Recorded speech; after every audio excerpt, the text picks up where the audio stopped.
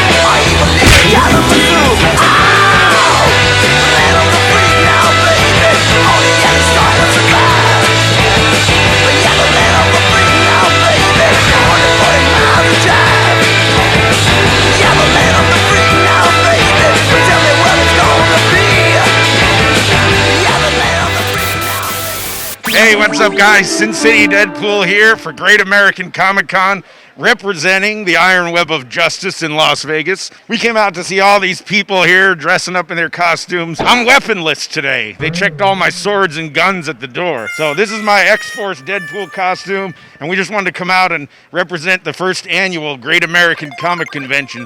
So all you guys out there that aren't here, make sure you're here if they're doing it next year, because this is pretty awesome. As Comic Cons go, I'm liking it. Go to San Diego Comic Con, check them all out. You get to come out like me and represent. It's lots of fun, and you should be here, or you're there, or whatever. I am Jeremy from the Rolling 20s podcast and MissionStarPodcast.com, and we are here to talk characters with two very well-known creators. We have the creator of She, Billy Tucci, and Graham Nolan, longtime worker on several series, including the guy with the bat symbol, the horns on his head. I guess one of the more important questions is, when you're trying to build a character for the first time, what's your basis? Where do you start from?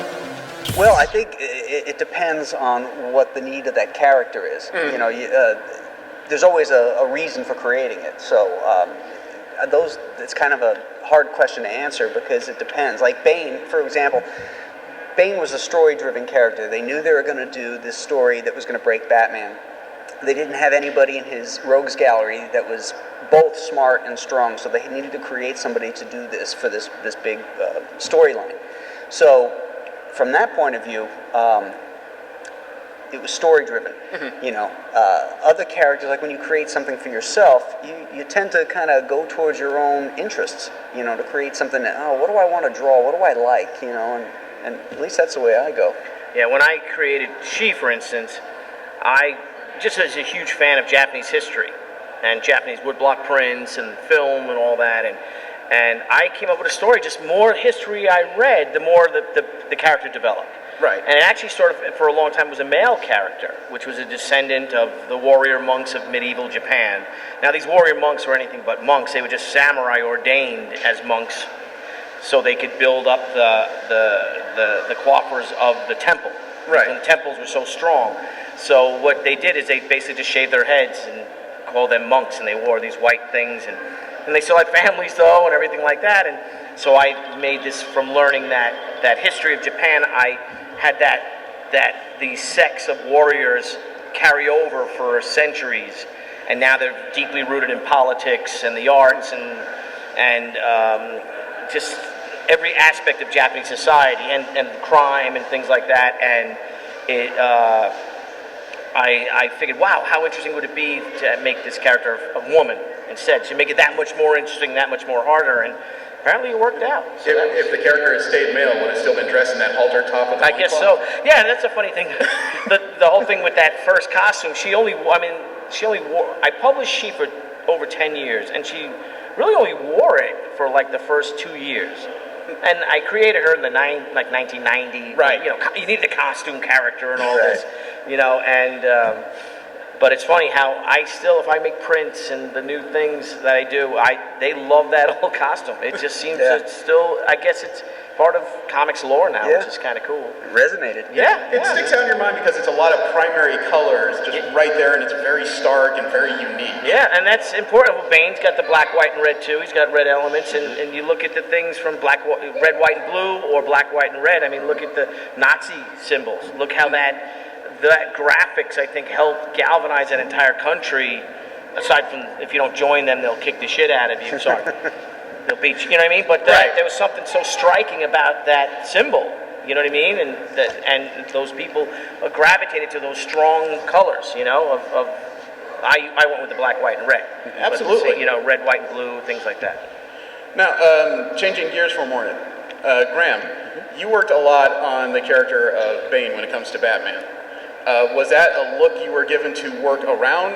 Were you given a background to create a character from? How did that particular look, that more or less luchador look of Bane, come together? It came from the background because I got the plot outline from Chuck saying that this character was going to be born in this like Central American or South American prison. Okay. So the way that I went with it was I figured if he's going to be exposed to any kind of costume, because like Billy said, this is the 90s, they got to have a costume. Yeah. So if he was going to be exposed to any of that costume stuff, I figured it would have been something from that region, you know, maybe the Mexican Lucha Libre stuff. Right. So once I had that down, you know, that's when I went with the wrestling singlet. Oh, that's where the mask came from? Yeah. Oh, that's cool. I'm learning too. Yeah. So. yeah. That's in fact the original mask in my original design was really more of a wrestling mask. His nose and his mouth were exposed and his eyes were exposed because I wanted to be. I figured as an artist it'd be easier for me to emote the character that way, but editorial decided, well, let's make him more mysterious looking, and I think it was a good call. You know, it's cooler. He looks too much like a wrestler, you know, and maybe a little S&M-y looking, you know, with the stuff exposed. And so then, once I had that regional aspect, I figured, well, okay, so I got a wrestler motif, so I'm going to give him a singlet to show off his muscles because he's a big, muscular guy, and then. The pants were modeled after Cuban revolutionary pants and boots, that kind of pantaloon type thing. Yeah, I'm listening to you showing like 10 times more thought than I've ever put into the look of the character. And then we needed a delivery device for the venom into him, and so I stole a little Steve Ditko, and Bane's belt is actually the packs of venom, and it's never been shown in any of the stories. You know, but in the original design, that's what those little rectangles are on the thing. So spoilers. Yeah, so like I always figured, well, what he would do is he'd take this out, slap it in, press the button. Oh. You know, but I don't think we ever showed it in the comic. Wow, really? No, usually, if I remember correctly, you usually hit some kind of trigger button, and then you just see the venom flow up the tubes into. Yeah, but where's the venom come from? I mean, once he uses it up, he's got to have more, so he would take it off the belt and slap it in there. Okay, I'm learning today. I like this. It's like Paul Harvey. Well, now you know the rest of the there story. You go. He's always in control, so he's never like desperate, like You know what I mean? I got it. You know what I mean? He does, Yeah. You know, I'm like, and he drops Yeah. one. You know. And, So, between the two of you, between Bane and She at a minimum, obviously two of the more iconic characters in modern comics have come forth. When you're putting together, you talked about the initial origins of their looks. When you're building a character, would you say it's important to fill out the entirety of their personality? I've read books where they say you got to have it down to the point where you know their weird nervous tics, their hobbies, like the little things that would set them off. Do you think that's important when you're working? oh yeah, and I think getting back to the look of my character, what she ended up doing is she was supposed to. Well, it's hard to say. She was supposed to be like a call girl. And what she wanted to do, though, and she took the costume, like like her mother's uniform, which is fully covered with the quilting and everything, and cut it up. So she would look sort of like a lady of the night when she meets these people that she's been drafted to kill. Basically, my character is it's like a modern day samurai story, and my character Anna was drafted into a war that's existed for 1,000 years, literally.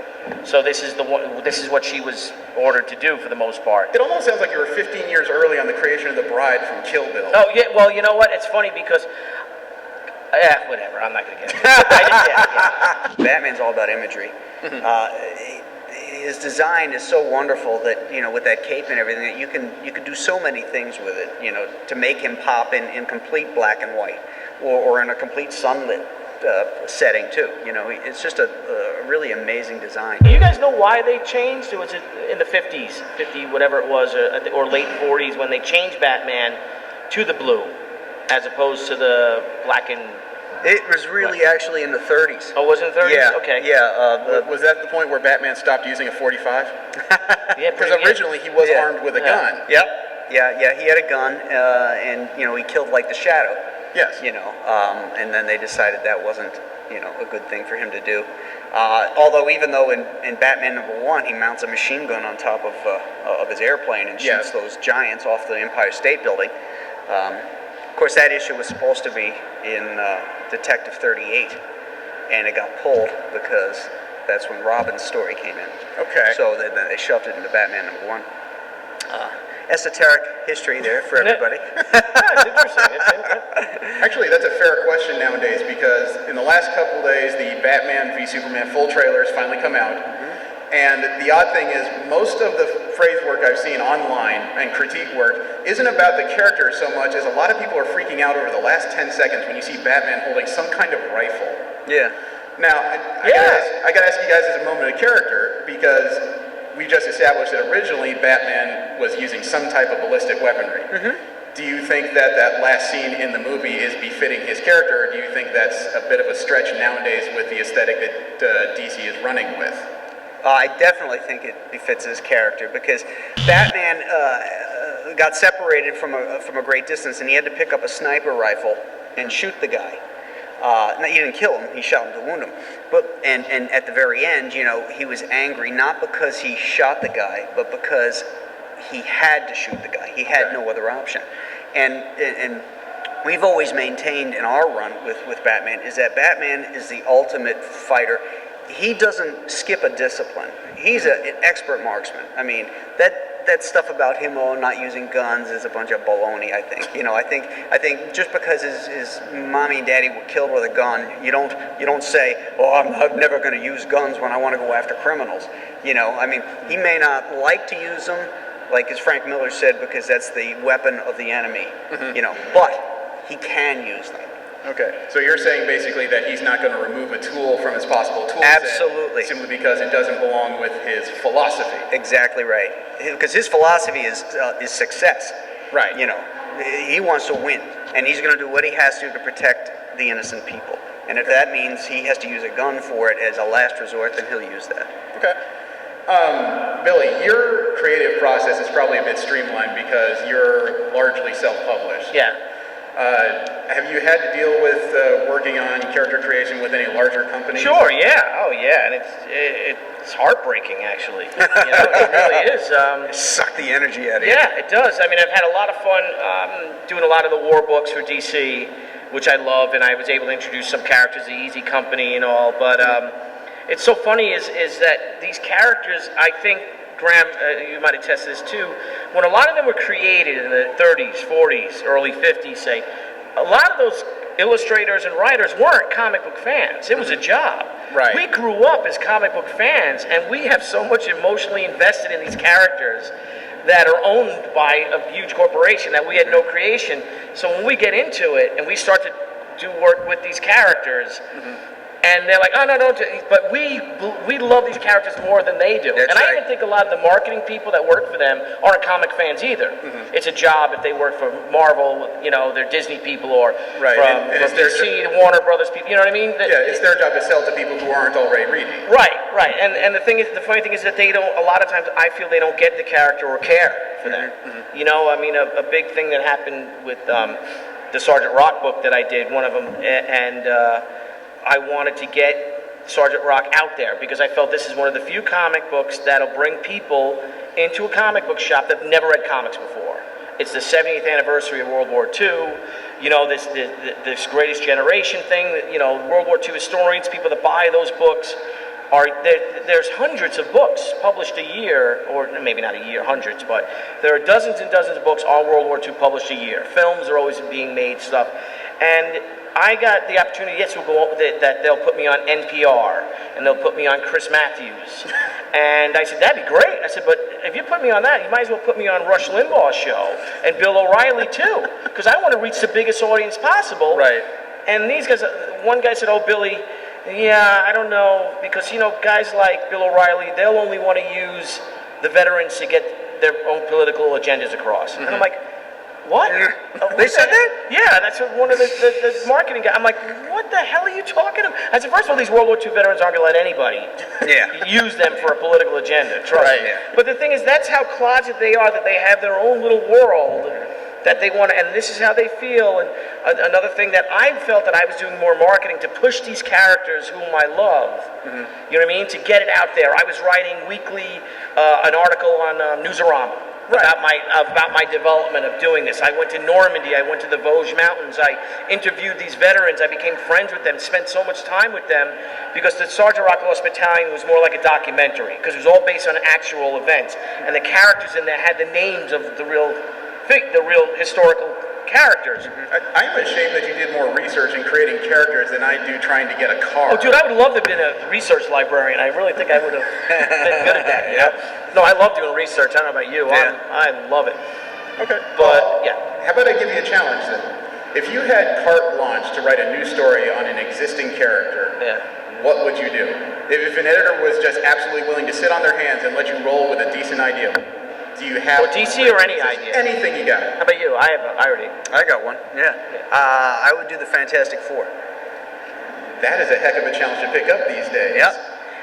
And it's because the problem with the Fantastic Four is it's rooted in the 1960s, and trying to translate that into a modern society, they always go in the wrong direction. Now, I'm a space junkie. Okay. And I grew up on the space coast of Florida, and I watched moonshots and space rockets and all that kind of stuff. So that stuff's in my blood. So I think one of the core principles of a new Fantastic Four is to define their reason for going into space.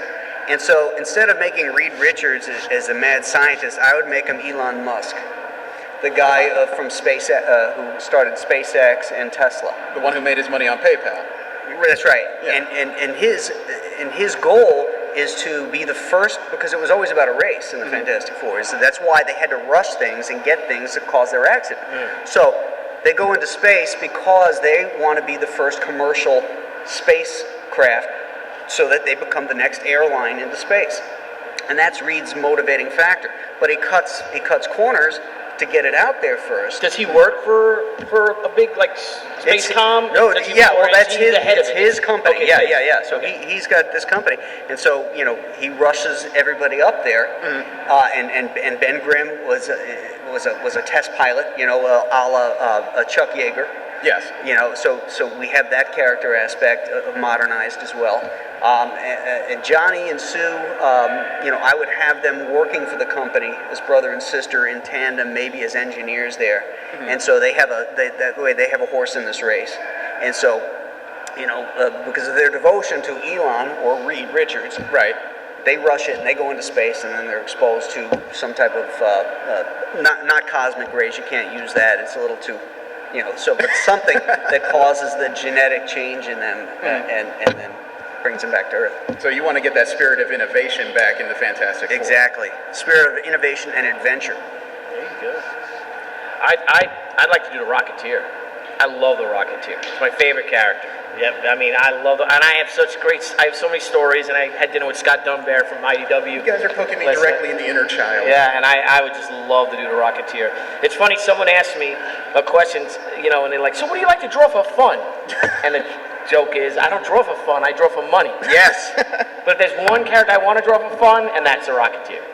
And I just do it. I just draw Rocketeer all the time. On napkins, on envelopes, and I'm just drawing that great design, that helmet, and that rocket, that jetpack, and I love the 30s. Like, you're a 60s kid, I love the 30s. I love the pre-World War II, the days leading up to World War II, and the whole world events that happened, and the development. I love that So stuff. you stay with a period piece if you got your shot at that. You stay as a period piece if you got that shot with that. Oh yeah, well I'm going to hit him. If he's going home today, Scott. But I'll talk to him during the weekend, because I came up with what I think is a great Batman Rocketeer story that Dave Stevens and I had developed before Dave passed away, and I still have a voicemail from him. It's sort of a Captain America story, but developed as Batman, and it really works better because here is talking about character development and loving these characters. That it's Golden Age, 1941, it's like 42. No, 44, it's 44. And here is Bruce Wayne, and he is so ticked off and embarrassed by the Batman cereal that they put on, the Saturday morning cartoon, that Bruce Wayne and Wayne Industries, he tries to buy up all the cans, and they're like, and Alfred's like, you can't buy all of these. So he says, well, perhaps it's time for Wayne Industries to get into the motion picture business. And he goes out to Hollywood, Bruce Wayne, and he's so isolated, and he meets this young pilot on leave, Captain Cliff Secord, and on the train, because he takes the Wayne Comet. And there's a part with the Wayne Comet, and he's got that beautiful convertible Batmobile, not the standard Hudson-looking one, but the convertible. It was only used in one issue, I think, in 1940 or something. And they take that, and there's Bruce ready to take the Wayne Comet from Gotham to Hollywood, and they're like, all right, hang on. So all of a sudden he sees them pull another train off, and on the train is all wounded soldiers. So Bruce hooks up the Wayne Comet, which is the most powerful steam engine. It might be diesel or something, but I love that. Look at that great, streamlined, Deco diesel engine. Steam engine, or it could be diesel. Knowing him, you could probably make it a diesel, a turbine, steam, or something crazy. It would have been diesel by now. Yeah, he pulls the soldiers, and as he's sitting there, he's in. And you say what you want about Bruce, he is. I think because he protects the people. He is a man of the people in a way, and the scourge and the dowry and the downtrodden. And here's Bruce, and he's very restless, and he just decides to take a walk in the back with the soldier, and going back, and that's where he ends up sitting down with Cliff, who was wounded or something like that, or he's on leave, and they get each other. And then by the time he gets to Hollywood, there's only one other person that gets Bruce Wayne, and that's Orson Welles. And now we won't ever call him Orson Welles, but we call him the Boy Wonder. There you go. And they end up, I don't want to tell you, but it's Cliff, Bruce, Orson, and some of the greatest in Hollywood have to stop a German commando attack. And I think it's pretty cool, so we'll see. We'll see what happens. So I talked to the DC editor, he's like, oh my God, that's great. And I talked to Scott, Scott's like, I really like that, so we'll see. Oh, excellent. If you couldn't make a comic book out of that, that sounds like a great 2.5 hour movie to see. Yeah, well, just imagine the Rocketeer and Batman. Yeah. So that's a dream. That's my dream. So that is incredible. I probably shouldn't even be talking about this, should I? Oh well. Spoilers. Yeah, spoilers. It's only 6 people and 30 million on the internet. That's it. So. Now, what about the rejection side of things? What's it like when you're working so hard on characters, trying to get them off the ground, and somebody who may not even read comics, who's in charge of quality control, tells you that you can't do that, or because of X story you can't use that aspect of it? What does that feel like when you work so hard on something and then you're just flat out denied? It's frustrating. You know, when you're working for a company that owns the characters, not a lot you can do about it. You know, they're petty and there's politics involved and they're petulant and it sucks the energy out of you. You know, and that's a problem with the editorial way. The way editorial is run now with these companies is that, you know, they don't have their own autonomy. You know, where an editor picks, they give the creators their marching orders and say, okay, now go ahead and off and do this, do what you do best. Now it's so micromanaged that, you know, all the fun is out of comics. Yeah. You know, there's none of that energy that used to be there. Everything looks like it's so planned out, you know, and nothing can happen by accident. And talk about the pettiness too is I haven't experienced it personally, but I've had friends and they'll develop this character in there. Some other writer will get word of this, and then, oh no, I'm using that character for this, and bring it and try to stop. There's a lot of It's unbelievable. It's a very beta male industry industry. You know, it's funny because they have this. A lot of them, you don't see a lot of women working in comics, and there are a lot of great women creators, but a lot of these guys too are afraid of them or something, or they don't want them. It's really strange, but. That's why I like to work, if I can, in the Golden Age stuff. That stuff's already happened. Let me do another Sergeant Rock World War II version. Let me do, if I can get a Batman, let me do Golden Age Batman story. Something that doesn't infringe upon that, and they can leave you alone. Right. I'm listening to your description because I've never actually put thought process into what it's like working for a company with hundreds, if not thousands, of characters in a stable, and somebody's trying to align their continuity, and all of a sudden everything you're working on gets put to a halt because one other guy calls dibs. Yeah. That's essentially what happens. That does happen. Didn't that happen with Watchmen, though? He wanted to use the Carlton characters, Alan Moore, for Watchmen, and then they had grand plans for these Carlton characters. Yeah. So he couldn't use them, so then he developed his own with Watchmen. Yeah. But Watchmen's supposed to be all the Charlton characters. Yeah, Charlton characters. And no, we're going to use him for something else. And, well, I guess it worked out for him. Yeah. He was able to, you know, create all these new characters, but... Yeah. Is it ever difficult to come in and do character work on something that's already so extremely well established? And I'm not talking about the upper echelon of things. People who wear bats, S's, X's. You know, sometimes you got to come in on these mid-tier characters or find ways to revitalize them. I mean, those are the fun ones because you don't have all that continuity or all that overreaching, overseeing editorial things. Mark Waid and I did a Metamorpho series back in the 90s where we wanted to get Metamorpho back to his core, to Rex Mason as this cool Indiana Jones adventurer, and so that was our concept, was to go, you know, start back at the beginning and go and go from there, reintroduce all the characters, Simon Stagg and his daughter and Java, the caveman, and all that kind of stuff. Right. But put them into a more modern mix, and that was the fun part of it. It's like, okay, we're doing this new, but we're going back to old and old and cool the way it was, you know. And I like doing that. Yeah, he's still underused. He's such a great character, and that whole adventure thing. Yeah, and then he's an angry dude too. Is he? Well, I think so, because, you know, he's horrific. Yeah. You know, and he loves this penthouse model. Type girl that, and you know, he's this disgusting looking dude with penthouse melting model or a skins. lady living in a penthouse? There's a difference. Both. Okay. Both in that case. Yeah, depends how well you draw her, right? Yes. I'm trying to think because I ran through a lot of things that were running through my head. Do you guys have any projects currently that are upcoming that you're excited about? No. I'm working on, talking about character development. Right now, I'm working on the new She series. It's going to be a Kickstarter we're going to do from it. Okay, good. And is it a continuation or a relaunch? It's going to be a continuation, but it's going to be 20 years after the initial story of The Way of the Warrior. So now Anna, my character, will be in her 40s. She'll be a mom.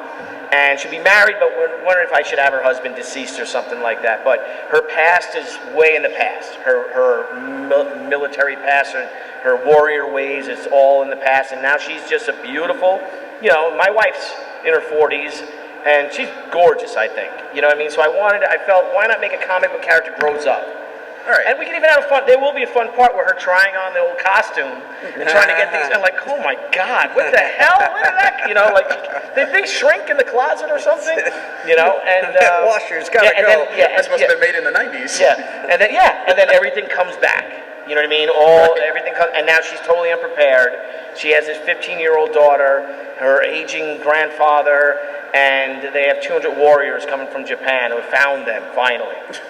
But it's really cool, and I think it's a great story, and I just wanted something different because my book, She, got so busy, and again, we published over 100 issues, but and we sold over 3 million comics of this book, and it became more of a business. I became more of an editor-in-chief, I guess, and I started hiring people to write the stories, and then I learned that some of the guys writing the stories that I was publishing were unused Vampirella stories that they just changed, and these are friends. Oh, I need, like, yeah, of course you could write it. That'd be great.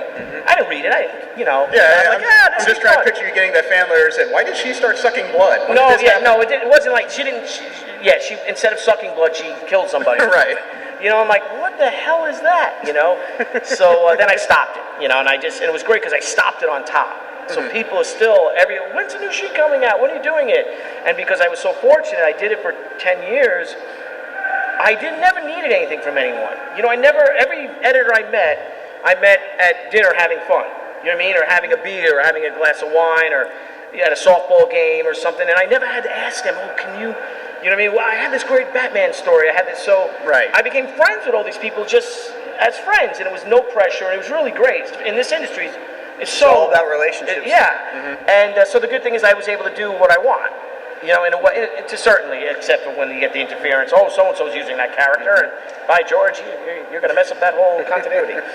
So, but I'm real excited about that. Cool. To do that. And I have a couple other books coming out and things too this year. So, next year. All right. Are there any characters that you guys think are on a proper path in the larger company? Some of them tend to get weirdly diluted. Like a good example, Cyclops. He went from the Ultimate Planner to, I guess you could say, post-traumatic distress man. Oh, really? Yeah. He accidentally killed Xavier. Everybody blamed him for it, kind of ousted him from his own family. He created a splinter team, didn't work. He went off on his own. Now he's apparently dead. So I guess it really didn't work. I have to admit, I don't read too many of the new Marvel and DC books. I love what Jimmy and Amanda are doing with Harley Quinn. I think that's fantastic.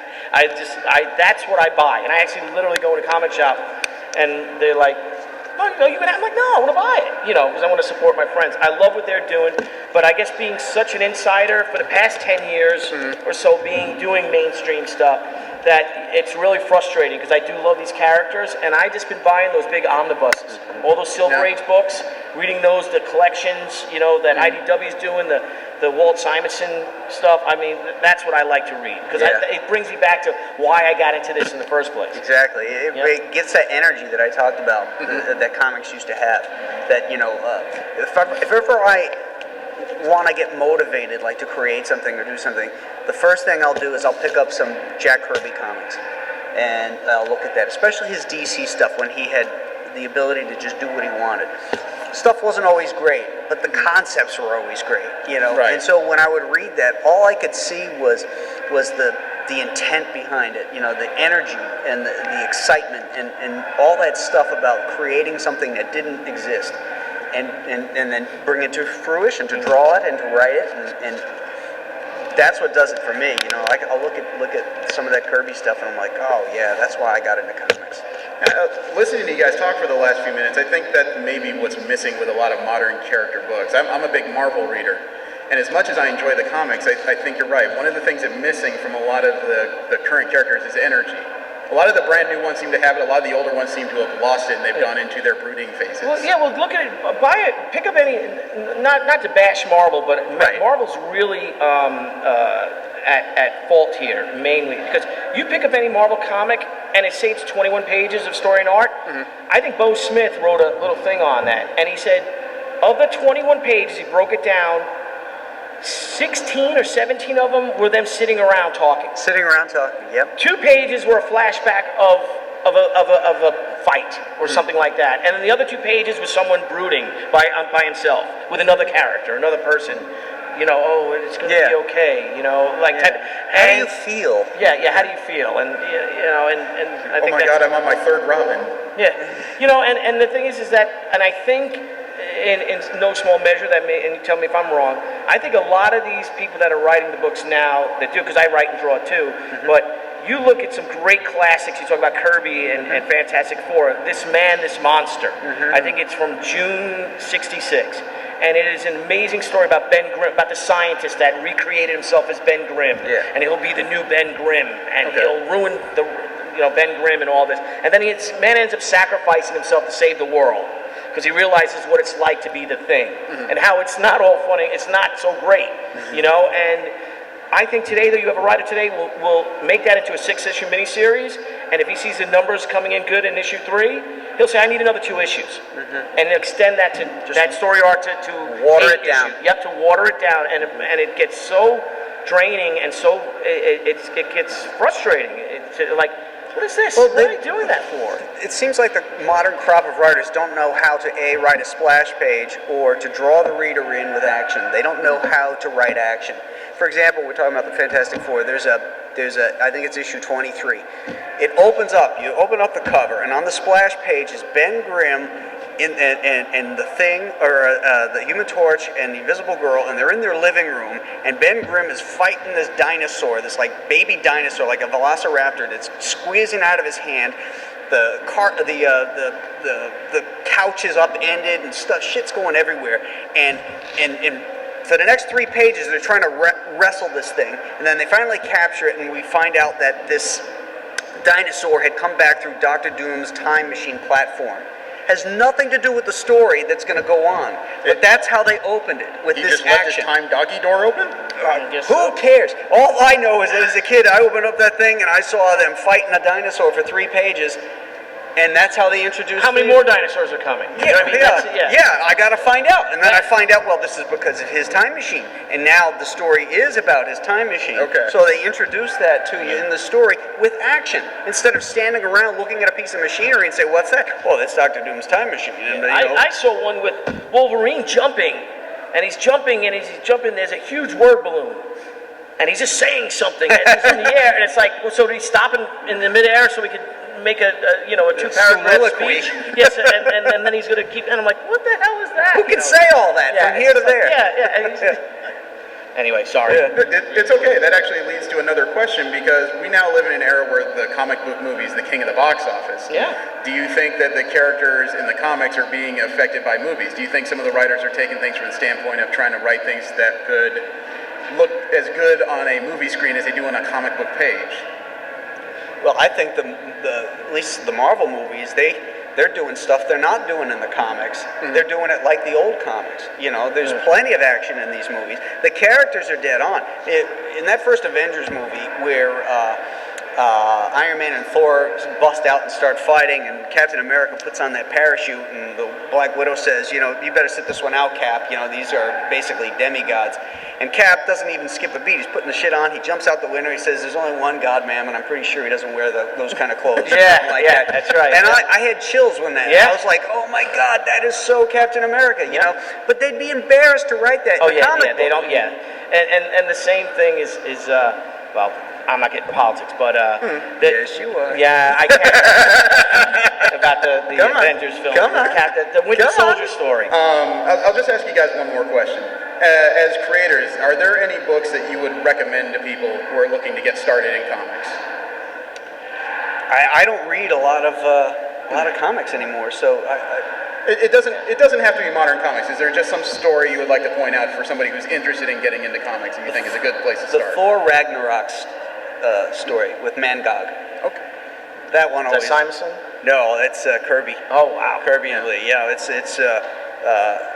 the Mangog was this civilization that Odin defeated, and he took them all and created one being called Mangog, stuck him in a cave, and Ulik the troll lets him out. And so all he wants to do now is get back to Asgard, draw the Odin sword, and cause Ragnarok. And so Thor has to stop him, and it's the first time you ever see him where he's completely outpowered by this creature who's just this unstoppable force on his way to Asgard. And of course, the plot point is that Odin is in the Odin sleep and can't be awoken because he'll die. Yeah, he naps a lot. Yeah, he was out cold. He was MIA. And so Thor and the Fandral and the, what were they called? The Amazing Three or something like that. Oh, the Warriors. The Warriors Three. Yeah. And they're just getting their asses kicked, and they're getting thrown off and everything. And there's this great scene at the very end where he's pulling Mangog is pulling the Odin sword out. The storm and cosmic stuff is swinging around as the universe is going to come to an end. Thor's on him, and he's got the guy's tail is wrapped around Thor, and he's smacking him with the hammer like this. And meanwhile, he's still drawing out the Odin sword, and the recorder is standing there. This looks like the end of the universe, and he's recording the whole thing. It's like this one panel is like, oh my God, this is so cool. Then Odin wakes up, and but it's a great story. It's a lot of fun. I think that death of Gwen Stacy and the story leading up that's to a it great is one, just, too. my God, what is going on? I didn't read them. But I can only imagine what it must have been like waiting a month or, you know what I mean, for what the heck is going on? You know what I mean? As this story just progressed and you're like, your whole world is, Yeah. But as the new stuff, I love what Jimmy Palmiotti and Amanda doing with Harley Quinn. I think it's a lot of fun. I also think, I love Darwin's work, Darwin Cook's work. He's done a lot of the Parker stuff. That's good stuff. Good, fun stuff, but the Ramita Spider-Man stuff, and you just can't. Oh yeah, that would be the other one. Is the tablet story. The tablet story. Yeah, from Spidey 68, I think it starts in 68, Crisis on Campus, and then it goes to like 72 with the Lizard coming into it. And it's all about this tablet that's the fountain of youth. And the Magia, which is the mafia in Marvel land, they want a piece of it. Kurt Connors is hired to decipher it, and he's under all the stress because the mobsters, and he ends up turning into the Lizard. The Kingpin wants it, and Spider-Man's got to fight the Kingpin for it, and that's an awesome storyline.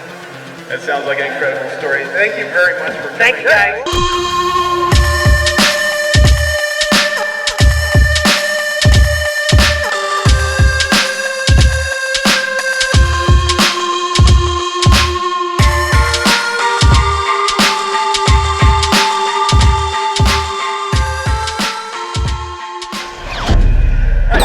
With one of the vendors here at Great American Comic Con. This is Kimberly. She owns a fashion line for geeky people. I'm not going to say girls anymore because that's one of those weird PC things that could get me stabbed in the wrong company. Right. Yeah. What's the name of your line? It's Girl with One Eye Fashion. Okay. And you're correct. I make geeky clothes, accessories, and apparel. I do custom work as well. It does mostly, most of my designs are more geared towards the feminine side. Okay. But Nothing wrong with that. yeah, thank you. But yeah, like I said, I do custom you might wear 'em. I have lots of guys who wear my skirts actually. So they're just kilts when guys wear them. Okay. All right. What made you put together the line? What was the impetus that got you rolling on this? Well, I've been sewing most of my life. My mother taught me really young, and I got really into costuming in high school. I did lots of cosplay, and I kind of, for a while, was wanting to do my own fashion line, but never had time. And then 4 years ago, I was diagnosed with cancer, and I lost part of my vision. I'm in fact partially blind in one eye. That's where the name came from. It was sort of that, and that was sort of my motivation to take it from a hobby into like my business. This is what I love. I want to do what I love, and that was my motivation. What are your long-term goals? I mean, I know you've got the line, but I think you've reached the same point we have, is that you can go only so far without trying to kick open a new door. Exactly. So for now, my next goal is I want to actually set up a real website instead of just having like, here's my Facebook over here, here's my Etsy shop over here. I have a website, so it's all one place, easier to find. Right. I want to start designing my own fabric because right now I buy my fabric from fabric vendors online or craft stores.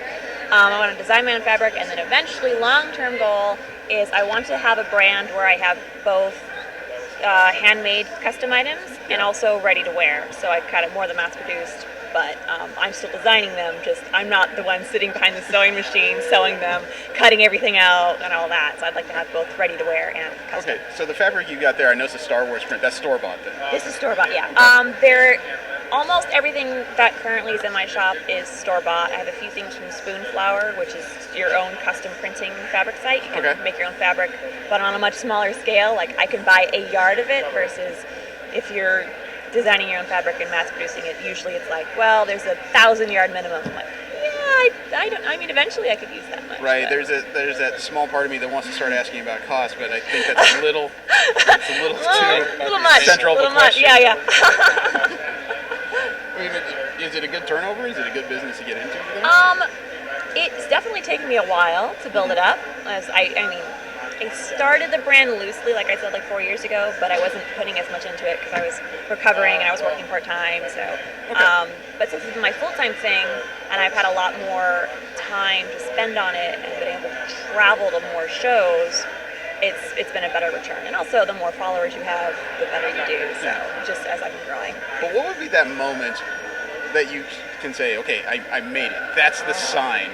You know, is it one of those cases where you're looking in like Jennifer Lawrence is wearing stuff on TV? Or that would for sure be like, oh, I made it. Oh my God, someone who everybody knows is wearing my stuff. Instead of like, I'm wearing my stuff. People recognize me for my crazy blue hair. And, you know, sure, I'm famous. That must be the difference in mediums, because if I'm walking through a hall and I hear people talking about comic books, or like, you know, did you hear what these guys said? It's like, yeah, finally. Oh yes, yeah. You can like, I found my people, like little radar. You know. I had to ask because it's just so different looking at all the vendors on the floor, and the point where they figure that they're finally at the point they want to be is so different depending on what it is. Yeah, I'm not sure if I have had that point. I mean, for me, it might be like once I have the brand where I can make my own stuff, like I said, custom and also mass produced. Like for me, that would be like I've made it. But having, you know, like also having someone famous wear my stuff would be pretty freaking cool. Have you ever wondered what goes into a character we're on the being floor. built? We get people who are walking by. Take a Whether seat. it be Spider-Man, whether it be Iron Man or Superman. I get it. Do you cosplay too? I do also cosplay. As I've done a lot of different characters. because just your base look, you remind me of the blue-haired girl from Icky Toast, and yeah. You know, I've done a Ray cosplay. In fact, I did a Ray cosplay with an eye patch before I ever needed to wear an eye patch. So it's like a little bit of foreshadowing there. I kind of doomed myself. So you're more method. Yes. It's like, no, I can only wear people with eye patches. Which is surprisingly, well, here's the hard part. Usually, the eye patch is on the left eye, and as I'm blind in my right eye, I'd be a little screwed if I did that. Radar, bumping and stuff. I go for a highly accurate cosplay. That's like a thing of mine. Perfectionist. I am a perfectionist. So I've competed in a lot of masquerades. I've done Anime Expo. I'm the Judges Award there and Best in Class. Nice. And Anime Vegas, my first show ever, and they bumped me up to Veterans, and we took Best in Veterans. So that kind of like set the bar. I'm like, oh God, now I have to. Everything has to be really, really That's good. the moment you want to put on a rookie card. You know, my first year and I kick your ass. It's like, they're like, oh, I'm sorry, we can't put you in the intermediate. I'm like, I've never done a costume competition before. Like, no, it's a good thing. I'm like, are you sure? I don't know. You know what intermediate means? It's true. I'm like, I don't trust you. But yeah, so the last cosplay I did was Nana from the anime Nana. That was an easy costume. Just a punk girl. One thing I've learned watching all animes is that high school in Japan is the most dangerous place in the world It to be. seems it, for sure. For sure. And I mean, you don't want to be stuck in the room with that cute little girl with pink hair because you know you're going to die. Yeah, she's going to sprout teeth and I'm going to lose anatomy. You know, she's like going to pull a machine gun out of her teddy bear, samurai sword. I don't know. You know, and the worst part is even in the comedies it's dangerous because if you're not one of the people who's jumping off people's heads, you're one of the people who's getting someone jumping off your head. Getting hit with everything. You know? Yeah. You know, every teacher knows how to throw chalk with pinpoint accuracy. That's right, yeah. So I do lots of cosplay. I'm trying to do my first crossplay this January at Otakon Vegas. Anything you can talk about? I don't talk about it in case I don't finish it. Fair enough. But hopefully I'll be doing my first crossplay at Otakon this year. So that's probably your next show then, Otakon That Vegas? is Otakon Vegas. Okay. And then ALA. All right. See you at ALA? Yeah, for sure. I'm doing the fashion show there, so that'll be fun. Yeah. That means I got to make sure that all the females I ask are not too grabby, I guess. Yes, please make sure they're pretty. New requirements. And they can walk with one eye covered. Okay, why not just get him to juggle too? I mean, if it works for the outfit, for sure. I am so screwed. Let's get this going now. Come on, Jeremy. Shut up. It was very nice meeting you. So nice to meet you. Thank you so much.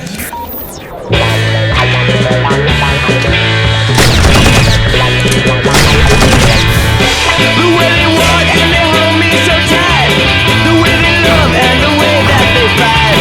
Sometimes I wonder if Venus could tell how she made my life a beautiful hell. The way they bitch and the way that they curse, the way they smell and the things in their purse. I really wonder how Venus would feel if she was raised to be such a hero. I wanna be a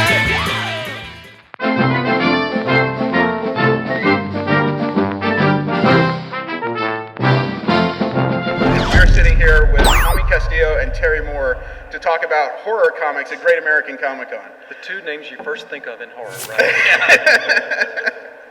Now, how did you guys get started in comic books? Tommy was a stripper, and it wasn't working out, so he could paint, and that's how he... How much was the champagne room?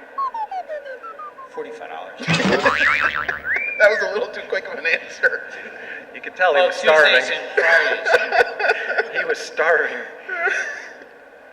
No, I mean, horror comics, I admit, I don't read a lot of them, but it's got to be difficult to get people's attention where you're trying to tell a story intentionally to scare them on paper. You don't have the advantage of video where things can jump out the side of the screen and just make them be themselves. Extremely intelligent and abundantly talented, so it just comes naturally. It's so easy for us. Yeah, it's ridiculous. I mean, the only time I get that reaction is when I share my own picture on Facebook. And I just supplement a picture of my ex-wife every time I need that shock. I mean, was that the superseding goal, was to write horror in comic book form, or was it, were you working on something else and this is where you ended up? I went to school to be a psychiatrist, and this is where I went out. This explains so much. That actually does explain a lot. Doesn't it? Yeah. Until I discovered I don't like people. That's a really good quality for a horror writer, though, isn't it? It is. I'll get them. Yeah. You know what? I had written a series about love, and I'd written a series about sci-fi, and so I was the love guy, and I just rejected that. And Yeah, I you didn't were like wanna, a stranger. Yeah, I was the Strangers in Paradise guy, so I didn't want to be the chick pick guy anymore. And I thought, when I would go to my panels in Strangers in Paradise, and people would say, "How do you write women so well?" And I'd say, "I'm just a writer. I could just as easily be writing a serial killer." I would say I could be writing a serial killer, and they used to laugh, and now they don't laugh. They say, "Okay, yeah, you really can write a serial killer." So. That was the thing that stuck out to me when I was asked to sit on this panel. You know, would you mind hosting the horror and comics panel? Okay, who am I talking to? Tommy Castillo and Terry Moore, the guys from Grimm Fairy Tales and Strangers in Paradise. Yeah, I have reading to do. Yeah. You know, and it does seem kind of odd that you guys have well-established careers, but here you sit working on different horror projects. Oh, you know what we have in common? What? We're both writing from the inside out, and that's what makes it so freaky. Because if you look at guys who I grew up loving horror, then what they're writing is gross visuals. But we write from the inside out, which is like, take June Cleaver and have her turn on the family, and that's a lot more scarier than everybody's a zombie. You know what I mean? Just got a chill down my spine. I've been thinking for the past 15 minutes about things like Frankenstein and zombies. Now you mentioned you mentioned this June Cleaver type just suddenly flipping around and stabbing her children in the forehead. It's like, that's actually scary. If you're never sure when your own mother's going to smother you in your sleep, that's horror. Most of your career is obviously in Strangers in Paradise, at least most of the ones people know about. What are you working on right now that has put you into the horror genre?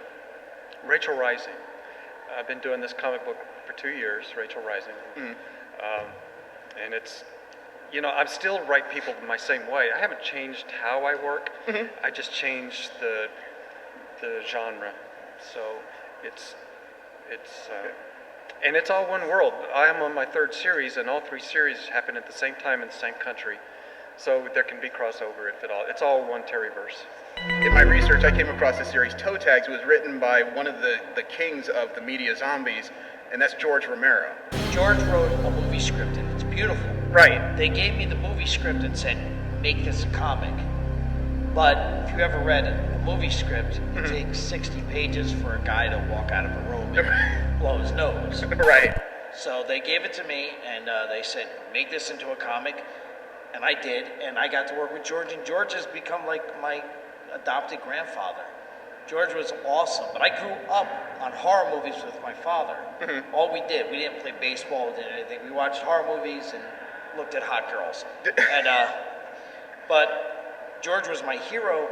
Nobody wanted to talk to him, and he didn't want any other artists. So the first day I met him, I went into DC, and there was a huge table with every exec and me. And then they walked in Romero, and they said, okay, Tommy, go ahead.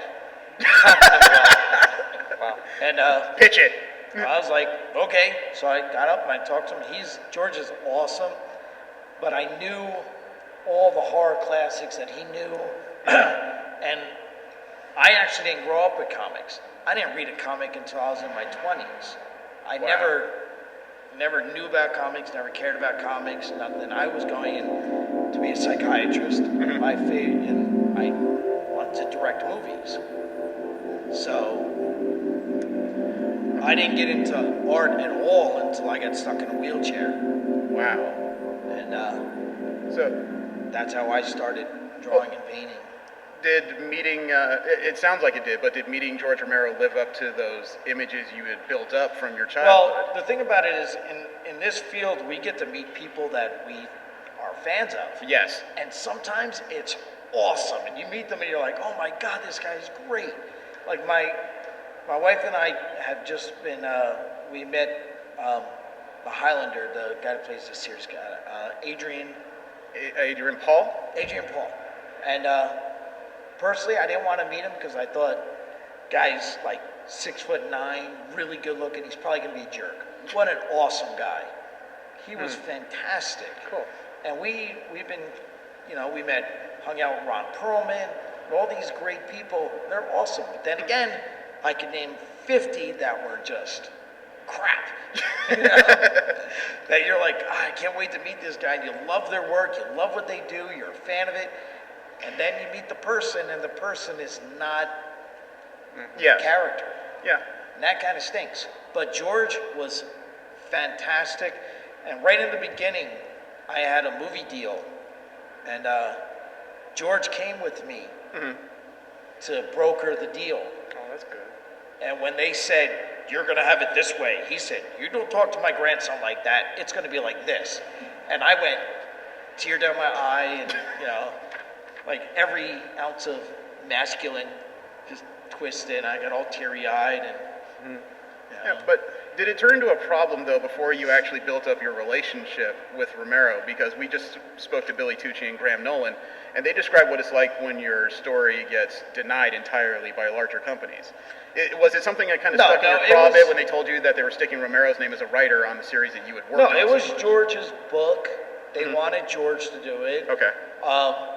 Honestly, they had other artists that they wanted instead of me, but they couldn't handle the idea of working with George.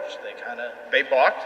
Yeah, and they also were guys that came in that were comic guys. Right, they wanted to be working on the Batman, Superman, and all that other stuff. Yeah, and honestly, I'm not a comic guy, so I didn't care.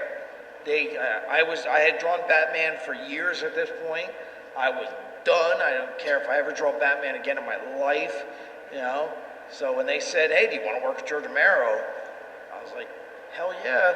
And I didn't find out that my name wasn't going on as a writer or even as a co-writer until months into the project. Okay. That allays a bit of fears about that. Mr. Moore, working on Rachel Rising, that's a title I'm not personally familiar with. Describe the story for me in a way that I guess makes easy to my superhero adult brain. Okay, it starts at the end where a girl wakes up in a shallow grave in the woods with a rope and ligation mark on her neck. Okay, so like dating Bill Cosby. I didn't say that, but hey, we had a great relationship. We're very close. I never saw them apart. And so this girl climbs out of that grave in the woods and stumbles home, makes her way home, and the story begins as her beginning to investigate what the hell happened and who did that. So she has no memory of Right. what She of a cannot period or remember. anything. Right. It's gone out of her head. So the story is her hunting down her predator, which something I wanted to do. One theme that's in all my books is I absolutely fucking hate predators. I'm sick to death of them. Right. And I wish every woman carried a gun and used it. And so this is my way of like turning the tables and this whole the story happens in this little town called Manson, which is a creepy David Lynch town, and you don't know who the predators are. There are scenes in there where I was joking about bunnies, but there is a scene in the woods where two bunnies are eating a fox. There's a scene, a bookend set of scenes in one issue where in the beginning you see a shaking little chihuahua walking down the railroad tracks at night, and you see the big wolfhound show up. And then we can move on to our people story, and at the very end you see that the wolfhound has been discovered totally ripped to shreds by a bunch of little teeth. And so and the point of it being allegory is that you don't know who the predators are in this town, and it's just predators go from one victim until the other until they pick the wrong victim. My story is about them finding every predator finding the wrong victim. And it has a 10-year-old serial killer, and a 10-year-old serial killer. The serial killer in this town is a 10-year-old girl who is actually carrying the knife that used to belong to Jack the Ripper. And Jack the Ripper was not the name of the guy; it was the name of the knife, and it's been handed down through history. I'm having this horrible imagery of this 10-year-old carrying a knife and being a Justin Bieber fan. That would be like my kryptonite. I would really want the knife. I don't think she's a fan, but I would love to see those two in the same room. Just give her 5 minutes. Well, I mean, one of the questions I wanted to ask is, it seems like we're getting half an answer already, is when somebody's looking to create horror in a visual medium like comics, something that isn't visual, or something that isn't video, it sounds like one of the most important elements isn't necessarily horrific visuals, gore and things. You guys both describe building tension. Well, it's closure. It's closure. It's not. It's that age-old trick of you show a guy with an axe, and then you show the outside of the house and the scream.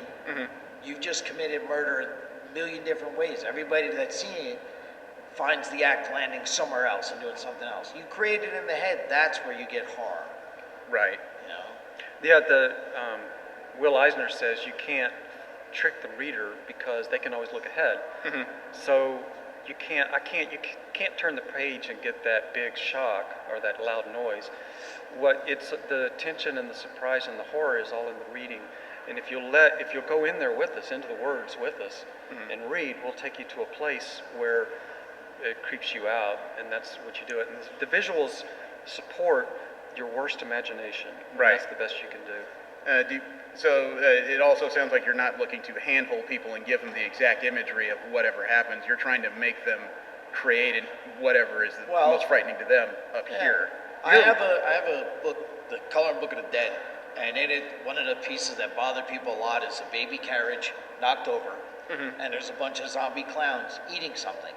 And you can't see what they're eating, but right, you can put everybody two and two makes together. it up in their heads, and there you go. Here's one that was in my book. I've heard a lot of feedback on this. There's one of the girls that we like the most in the story has a fatal accident, and she's laying on the slab in the morgue. And there's been this big creepy Igor guy in the story, who's the morgue guy. And it's been known in the story that he has a crush on her. So now she's finally on his table, and there's these quiet panels of him looking at her, and then he goes and shuts the door, and he comes back to stand over her. And I heard from every female reader saying, "Oh my God, don't go there, don't go there." So in your mind, before he'd even made a move, everybody had the worst nightmare in their mind. The tension was terrible in the reading. And then a tear comes out of his eyes, and he does this Shakespearean soliloquy of love, professing his love to her. Turns out he's the only decent guy in the whole story, and he loves her. And you did not expect it. So that was a way of, you filled in the worst thing possible, and then we made you feel bad for thinking that. I'm more than a bit awestruck just listening to it. That's the things you can do in comics. I mean, we have the freedom to do the best of both books and film. You know, we have a power that those two don't have. We can show you what it looks like, but we can also take you mentally into a place. The biggest power in comics, the reason why I chose to do it, and maybe you as a film guy chose to do it, is that you put something on paper and it's offensive or inspiring all day long just looking at it. If it's in a book or on a film, you have to cooperate in the offense. If something in film offends you, you have to rewind it and watch it again and again. You have to cooperate to be offended. Or in a book, you have to reread it over and over. But if it's offensive drawing in a comic, it's offensive immediately. And you leave it on the table all day and it's offensive all day. Or inspiring all day. So the power of that one medium is really has kept me intrigued for the last 20 years. I've been offensive for a long time. On site, all day. Well, Mr. Casillo, you've worked on Detective Comics. Yes. As we discussed, comic books was not necessarily a goal. It's a medium you somehow worked your way into. What was your reaction when you got the call and found out that you were going to be drawing for the Cape and Cowl, one of the most iconic characters in comic books? I went into the office. They invited me into the office to draw Swamp Thing. And there was 1,500 guys applying to draw Batman. And they handed me a piece of Bristol and told me, go home, draw Batman so we can see it tomorrow. And I said, do you have a pencil? And they said, you don't have a pencil in your studio? I said, I do, and I've got about 3,000 comic books too, and I can just look something up and draw to bring it back. Or you could see what a band does right now. So you just threw it down right then and there. I did. I took the pencil and I drew it right there, and I got the job that day. Yeah. And I walked out, and I walked past an army full of guys waiting outside to get their interview. You didn't just run down the aisle going, ha ha ha ha ha ha. No, actually, I got Batman on a bet. Oh, what? On a bet. I bet, I was roommates with a guy, and I was painting in New York, doing exhibits in galleries all over New York. And I had a one-man show in Tokyo and in Germany. And he was drawing comic books, and I said, this looks really cool. I really enjoy this. And I said, I think I'll draw Batman. And he said, are you out of your mind? You'll never draw Batman. People work their whole lives to get Batman. I said, I get Batman. 3 months later, I was on Detective. I like that. It's hard to know how to respond that you get a job that most people that draw comics would kill for, and your impetus behind it was, yes, I can. Well, you know, I studied for a long time with Frank Frazetta. Really? Yeah, I was with Frank, and he instilled in me this idea that you have to be a hard ass. You have to, if you don't believe it, nobody else is going to believe it. You know, they say fake it till you make it. So I was faking it like a son of a bitch. And anything that anybody put in front of me that they said, you can't do this, I said, I could do that. And I always thought, you know, I'd rather die on my feet fighting. You know, than cower and give in. So everything I've done, you know, just with this idea of I'm going to make it. You know, that brings up an interesting thing that I've never heard anybody talk about on a panel. What? There's a difference between the artist that meets the fans versus the artist that walks in for a job. If you don't believe you're good enough to follow that famous person on the book, then you shouldn't be in the meeting. Don't even show up. But when you come to a con and people say, I love your book, you're grateful. You really are grateful. I mean, and it's humbling and all that. But when you go to the business meeting, and because people say on me, they'll say, when you wrote Runaways, how did you have the balls to go in and think you could follow Vaughn and Whedon on that? And I said, well, if I wasn't good enough, I shouldn't have even been there, you know? I find it interesting that your philosophy behind getting comic books jobs is the same philosophy Steve Austin used to make it big in wrestling. Because he's been quoted as saying, he tells everybody, if you don't want to be champion, you shouldn't be here. And your philosophy is almost exactly the same. It is. You have to believe in yourself. Mine came from, I was 19 years old, I was already published, and I met Frazetta. Met Frank. Everybody know who Frank Frazetta is? Yes. I met Remember him? Well, I met Frazetta, and he told me that I would be a legend, that I would follow in his footsteps, and he was in my eyes, just the top of the top. And he actually told me not to draw comic books. Going back into horror comics a bit, we've talked about character, we've talked about execution a bit. What about research? What do you do to research when you're getting ready to write one of these stories? I was a serial killer for 4 years. Yeah, doing your own street research. Yeah. I went to school to be a psychiatrist. That's how you do your That would be that's effective. You want to see monsters? I could point out 8-year-olds that are monsters that would give you nightmares for the rest of your life. I was about to say, I'm half black. You could throw me into the Republican National Convention and I would say the same thing. I'll give you an example of horror. Every time I do something and people go, oh my God, that's terrible, I think back to a very weird life, and I was in the FBI profiling program. And I worked on a man named Duncan Circle, and he tracked down a serial killer named Thomas Cole, which ironically is the same name as my favorite landscape painter. But Thomas Cole was he abducted newborns, and I can't even describe to you what he did. It's so horrible that it's beyond comprehension. Okay. Every time I draw a monster or something scary, and people go, oh, that's terrible. I'm like, that's nothing. I'm sure there will be a lot of Google hits on Thomas Cole soon. Well, the funny thing is you can't find anything on him. What? Yeah, there's 13 serial killers per city active in the United States right now. I didn't know that. Yeah. And you know how much you find out about them? Nothing. Because it's not news. It's not news. You know, some Kardashian gets their butt poked, and that's news. That's what people care about. New iPhone, that's what people care about. You are suddenly making me second guess the ceiling in all of my windows. Yeah, but serial killers and that, unless it's high profile, nobody pays attention to it. They argue about,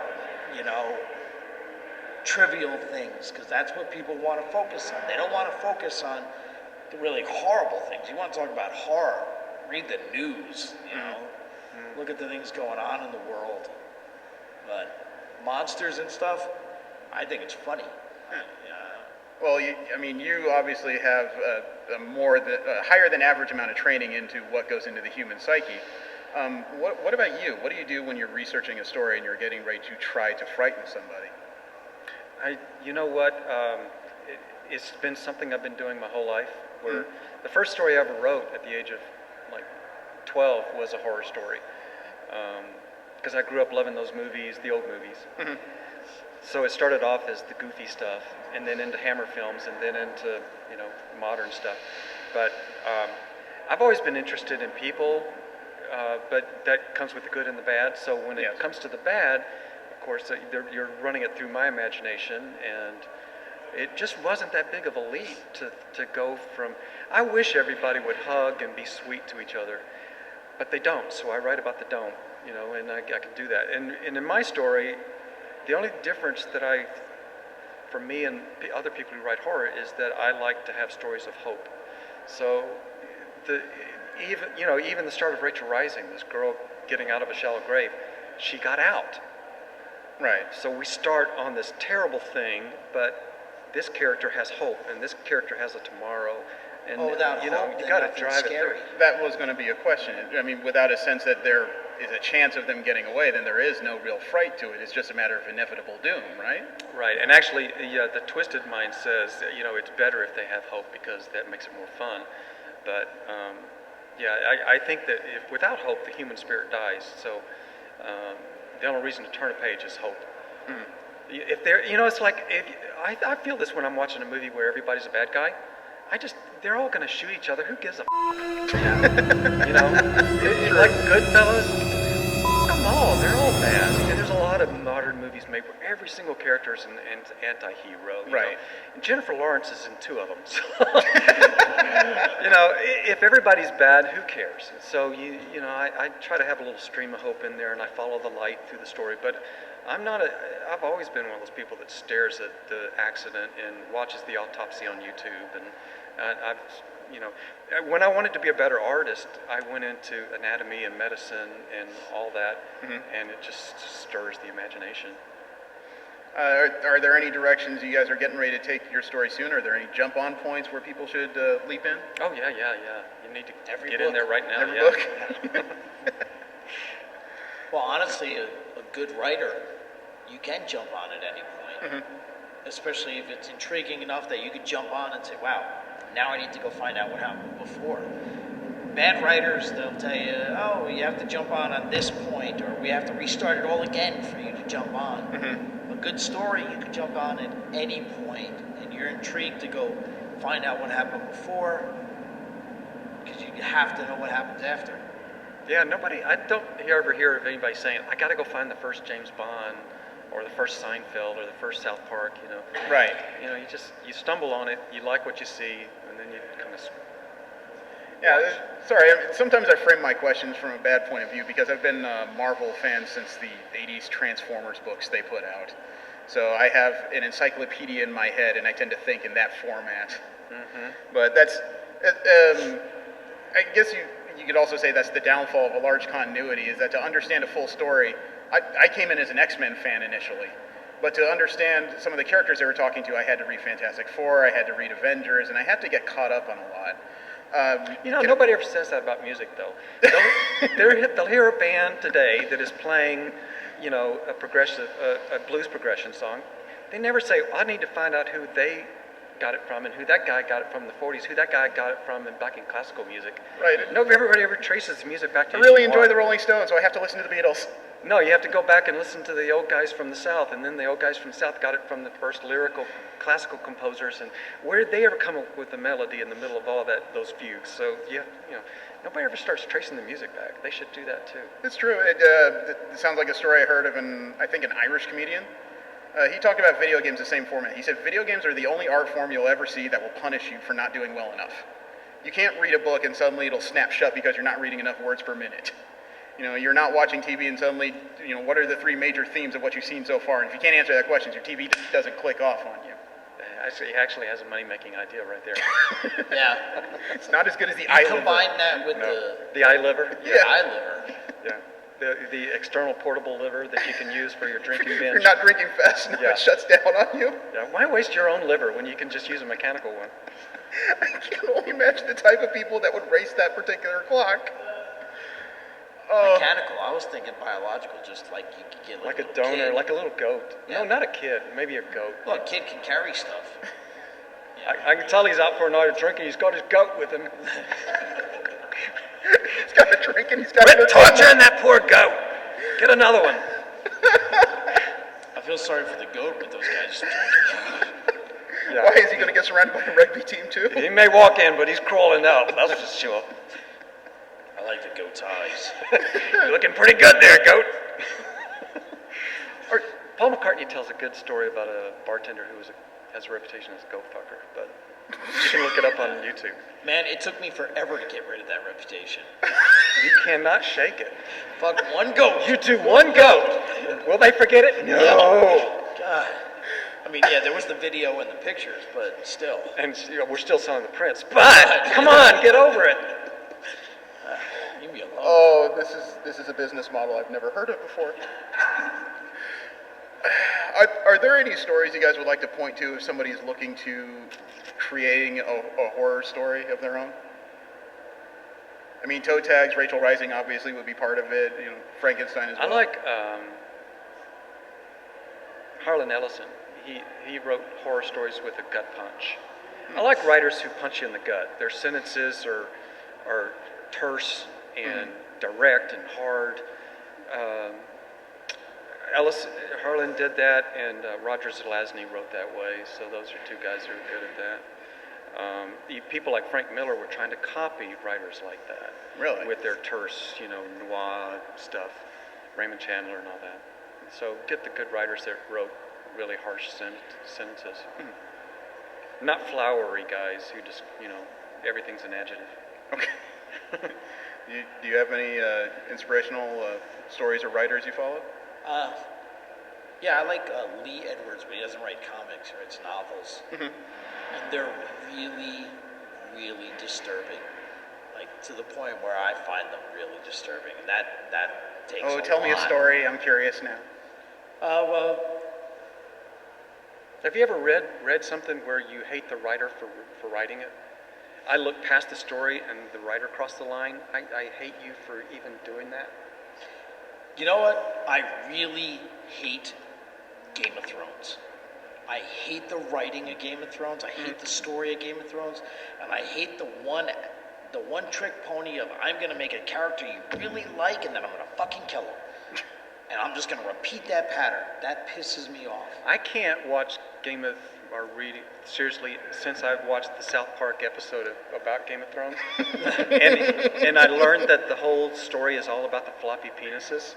Right. Yeah. I haven't seen that. Now that I have to go watch. He wrote this entire big epic thing just so he could, wallow in all these flaccid penises flopping all over the place. I could see that. That makes a lot more sense. Yeah. I had the same feeling when I tried to read The Lord of the Rings by J.R.R. Tolkien. Maybe it was just because I only tried in the last few years after the movies came out. I always found it kind of odd how long he spends describing everything. Well, you read them after the movies? Yes, and I wasn't terribly wowed by the movies. I usually watch movies first and go read the books because the movies are 10 hours worth of reading condensed down into a 2-hour story. The books are generally more flavorful to me. But Tolkien spent so long describing backgrounds, I swear I read 4 pages about a single rock once. And that was about the time I gave up. It was an impressive friggin' rock, though, right? It had crags, you could see where the magma formed it according to the description. You could see where the bird pooped on it. That's all great and good. But I was looking for elves. Well, he didn't want to write those, right? I didn't know that. He didn't want to write them. No, he was contracted. Was after The Hobbit, they had to really chase him down to write Lord of the Rings. They're bloody long for something he didn't. Why weren't they just a bunch Yeah, of this seemed like an novellas? awfully big project for a sellout job. Well, just because somebody doesn't want you to do it doesn't. Yeah, and I'm not saying sell out from the point of, damn it, he made money doing stuff. Everybody looks to make money doing what they love. It just, I'm agreeing with him for a project that he didn't intend to write for, he ended up getting paid for it. That's a lot of work. And that's how they wrote Maybe back he got then. paid by the word then. Yeah, maybe by the page. That's how they wrote back then, though. Very prose heavy, and like you flip through Ian Fleming books, and it's hard to find a dialogue line. It's just how they wrote. So it's boring, to watch that. It's like watching a 1930s movie. The pacing will be different because society was different. Right. You'll notice even like in my Batmans, his cape gets longer so that I can draw less of the city. I had not noticed. Now I'm going to go backwards. I'm curious now. Oh, yeah. I didn't have Cape Sudju here. It started out with Batman. He's got the little cape, and there's tons of city. And then you do it for years, and you're like, screw that. There's a cape. Yeah. There's 60-foot cape blocking now. Oh, look, there's one little sign. Drink Coke. There you go.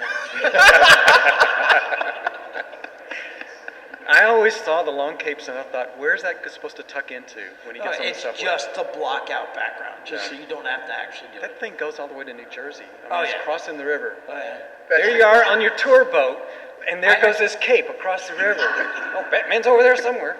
I actually drew a scene of him running across the rooftops, and just for shits and giggles, I had him trip on his cape and fall to see if just to see if any editorial would actually pick up on it. It's the one friggin' thing they pick up.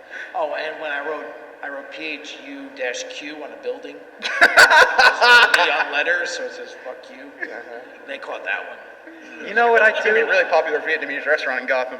And there's a porn that plays through all of my Batmans, called it's Choke Cola, and it's girls with like a soda bottle and it's splashing them all in the face, and it's on billboards throughout the entire series.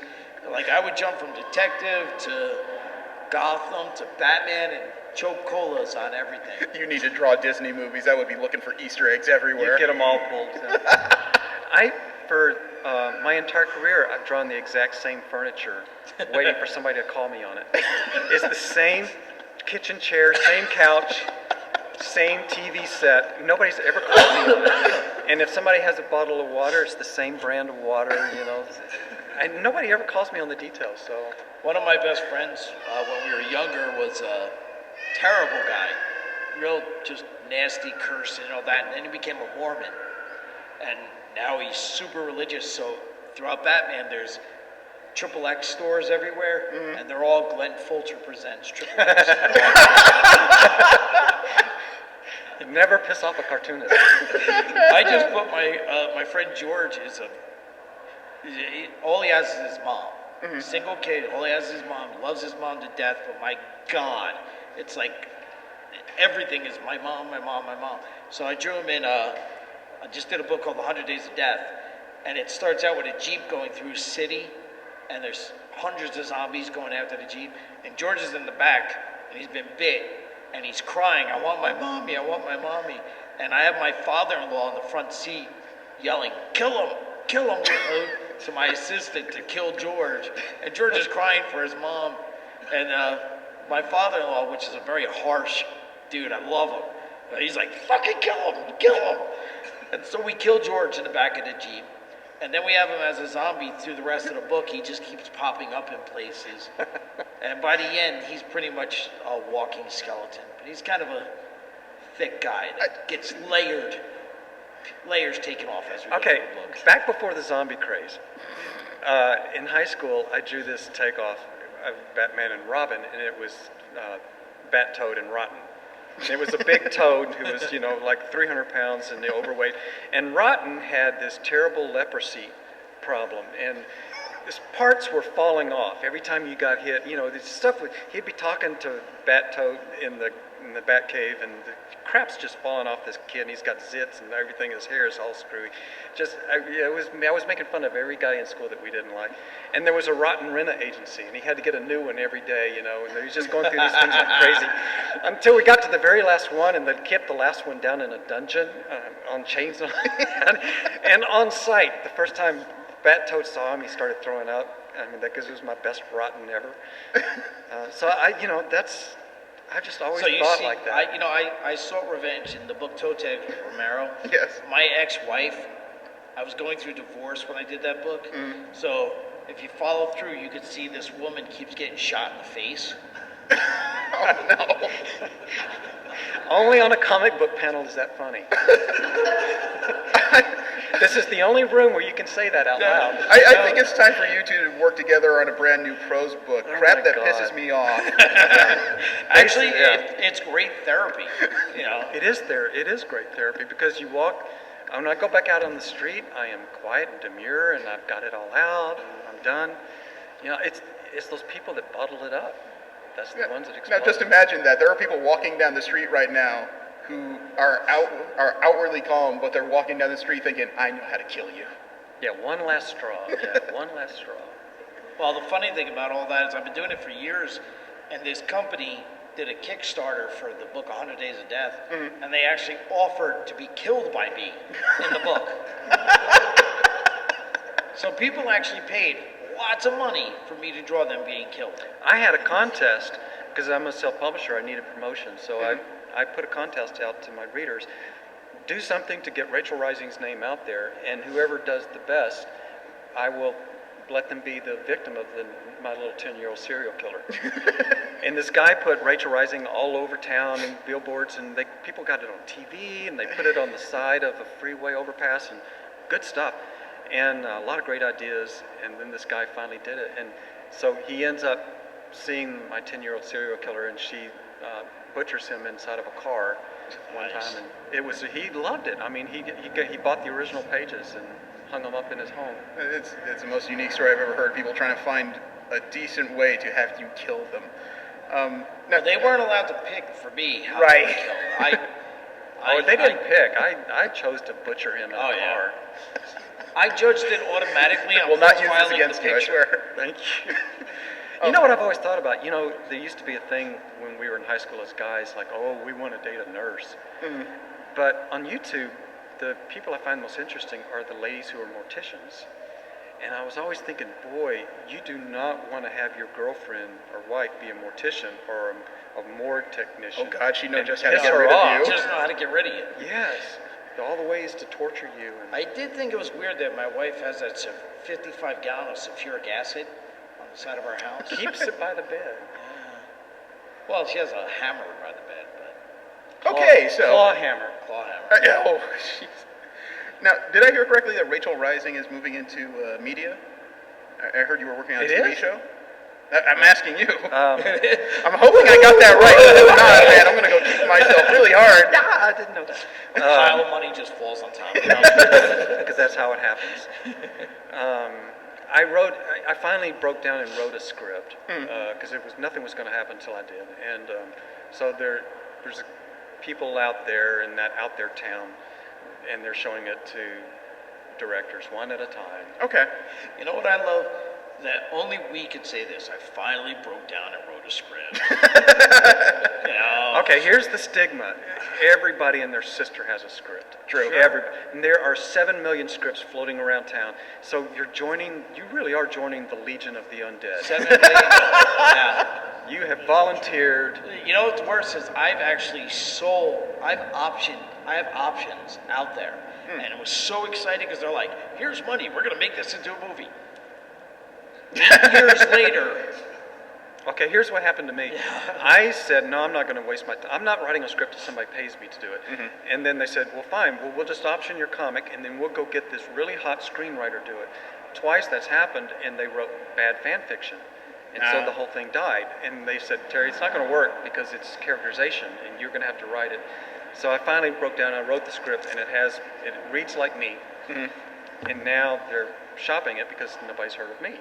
Okay. So there you go. All right. Well, I think we're just about out of time here. So what projects are you guys working on that people should be looking for right now?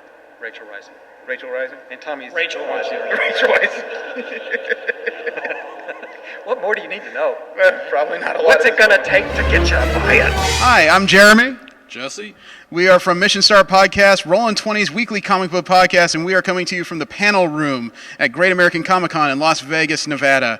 And we have had a heck of a first day. We have talked to more creators than we ever expected to, including Bob McLeod, Tim Bradstreet, Tommy Castillo, and Terry Moore, Bill Tucci. It has been an amazing day, and it may be a smaller con, but it's definitely a con where you can meet some of your favorite creators and get very close to them. Tomorrow, we're going to record our full podcast for the weekend, as well as a preview podcast of our thoughts on the convention.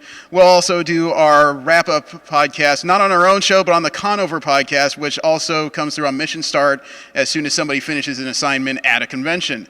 So, if you're looking forward to hearing more about the show, go to missionstartpodcast.com. You can download the latest Conover podcast, or you can go to the YouTube channel or the YouTube channel of American Robot TV and check out all the details. Thank you very much. We will see you tomorrow. This next song I'd like to dedicate to any of the folks in the house who may be of French-Canadian descent. This is a story about the northern Quebec lumberjack. Quand on voit une monture, pistolet et un lasso, on s'imagine l'aventure du cowboy au grand chapeau.